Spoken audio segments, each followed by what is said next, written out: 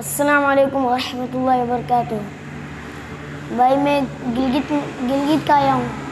میرا نام ہے عبدالرزاق اور میرا والد کا نام ہے عبدالواحد، اور میں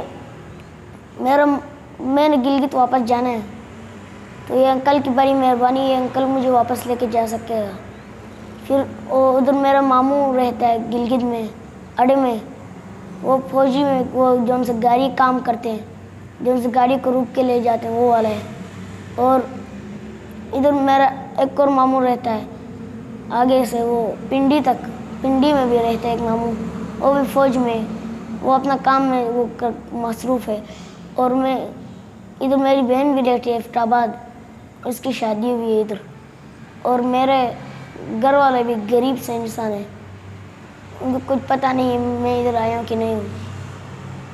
شکریہ۔